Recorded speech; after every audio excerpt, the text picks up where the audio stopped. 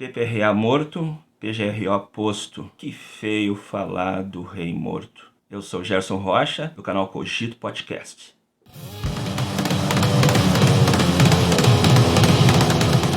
Bem, meus amigos e minhas amigas, sejam bem-vindos, trabalhadores, trabalhadoras, profissionais da área, ativistas na defesa dos direitos humanos, e a saúde e segurança do trabalho é um direito humano. Então, desde logo, eu te agradeço a assistência, te agradeço esse apoio, mas peço também que você apoie o canal Cogito Podcast através da inscrição no canal do YouTube, que você faz aqui embaixo, na tarjinha vermelha, inscreva-se e clica no sininho para receber as atualizações, e isso vai fazer o Facebook apresentar esse vídeo, sugerir esse conteúdo para outras pessoas que estão aí pesquisando, estudantes e até profissionais que queiram ver falas sobre isso, experimentar, revisitar conceitos, revisitar esse conhecimento. Então, te agradeço desde logo por essa força. Então, rei morto, rei posto, ou seja, o PPRA era o REI, né? Programa de Prevenção de Riscos Ambientais, e a esperada NR de gestão surgiu após um tempo, né, de trabalho sobre isso, surgiu junto com a NR1, como já era esperado também, onde se estabeleceu o novo REI, o Programa de Gestão de Riscos Ocupacionais.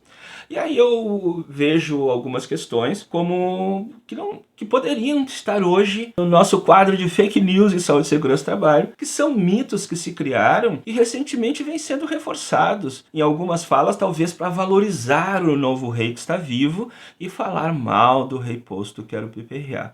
Então, uma das questões que mais me causou estranheza e curiosidade é que o PPRA era fechado apenas nos riscos ambientais, ou seja, riscos físicos, químicos e biológicos, quando nunca foi isso, por vários aspectos. Então, aqueles que se preocupam mais com as questões escritas na norma, não conseguindo ou não se esforçando ou não tendo orientações para comunicar essas normas e a interpretação delas com outras normativas, acabam reafirmando isso que inclusive tinha sido superado através de orientações normativas do próprio Ministério do Trabalho, hoje reduzido vergonhosamente a uma secretaria, não mais um ministério. Mas isso são outras questões da política, infelizmente, mal conduzida. O que acontece? No PPRA sempre foi, por dois motivos ou mais que eu destaco aqui para vocês, o lugar de colocar também os riscos ocupacionais faltantes, ou seja, riscos físicos, químicos e biológicos, mas os ocupacionais ergonômicos e de acidentes.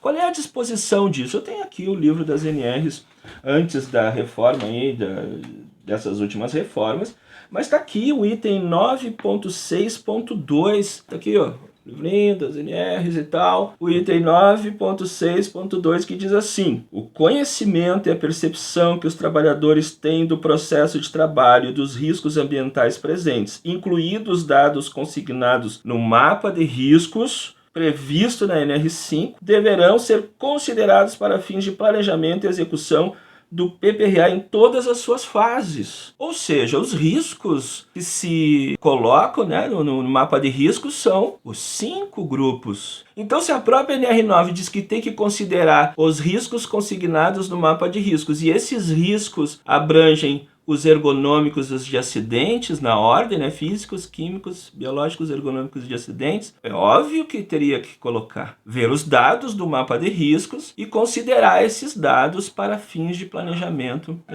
do antigo PPRA. Que hoje parece que existe que grande avanço no PGRO. Nós vamos pegar o PGRO e dar umas criticadas, porque não necessariamente existe plena razão nessas críticas, mas algumas coisas têm que dar uma sacudida. Então parece que o PPRA é uma grande conquista, um reconhecimento daqueles profissionais que já faziam isso. Porque aí entra uma segunda questão, ou terceira, ou quarta. O PPRA era para fazer laudo de insalubridade e periculosidade, por acaso? Por isso só os riscos físicos, químicos e biológicos, que são os que orientam o pagamento de adicionais de insalubridade, por exemplo, conforme a NR15? Não, o PPRA era um programa de prevenção de riscos ambientais. E aí só porque o nome ambientais e ele definia risco químico, risco físico, químico e biológico, só esses eram para ser vistos? Não é possível que esse pensamento, né, precise, para valorizar o PGRO, falar mal do Rei Morto, que era o PPRA. Então, isso me faz lembrar um caso muito interessante, dentre vários outros, que um colega excelente engenheiro de segurança, pessoa extremamente qualificada com quem me socorria bastante para entender algumas coisas técnicas, né, que são importantes na segurança do trabalho, só digo que não são as únicas. E ele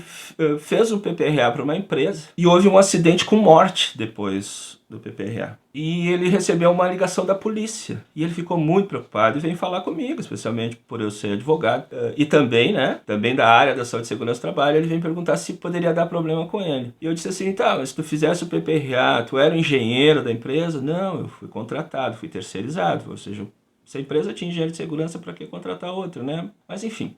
Aí ele disse assim para mim, tu sabe que no PPRA a gente só coloca os riscos físicos, químicos e biológicos. E eu interrompi ele na mesma hora dizendo assim, não é o que eu acho, não é o que eu concordo. E aí entramos numa questão de que do que nos despimos quando vamos fazer uma análise de risco, um reconhecimento de riscos. Por que nos escondemos atrás de limitações, inclusive inventadas de normas, para não ver todos os riscos que a gente pode ver? E quem sabe daí, num bom relatório, num bom programa técnico e ético, nós estamos ajudando mais os trabalhadores, a empresa, e quem sabe tendo outras atividades de trabalho junto a esse cliente, porque ele viu que o nosso trabalho era criterioso e de qualidade. Só que esse meu colega engenheiro disse assim, mesmo assim, eu coloquei proteção de máquinas, NR12, e mais algumas coisas lá. E o acidente com morte ocorreu porque uma pessoa caiu na máquina e foi esmagada. Então, se ele tivesse visto só os riscos físicos, químicos e biológicos,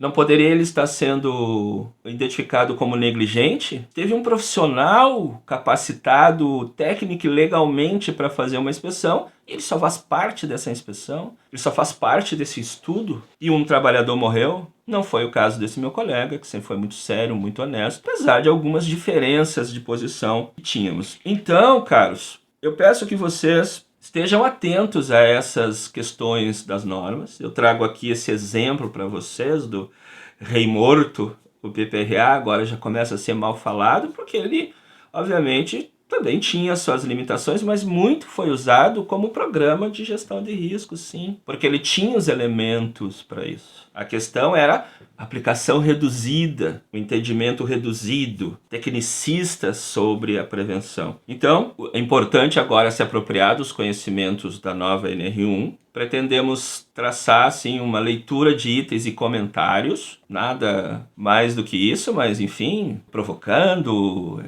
dando uma agitadinha aí nessas compreensões muitas pasteurizadas, e a gente ter sempre a capacidade de crítica para elaborar as questões de saúde e segurança do trabalho sempre em benefício daquele que é quem se acidenta, adoece e morre, que é o trabalhador e a trabalhadora. Então, se o trabalhador e a trabalhadora tiverem uma boa assessoria da área da saúde e segurança do trabalho, eles terão menos possibilidades de acidente e doença do trabalho. Então eu te convido para nos acompanhar também nas plataformas de podcast, no Spotify e Google Podcast especialmente, e comentar esse vídeo fazendo sugestões de temas para que nós possamos aqui, nessa época de pandemia, de isolamento, aproveitar as possibilidades que temos, que criamos, para colaborar contigo nesse campo da saúde e segurança do trabalhador. Muito obrigado e até a próxima.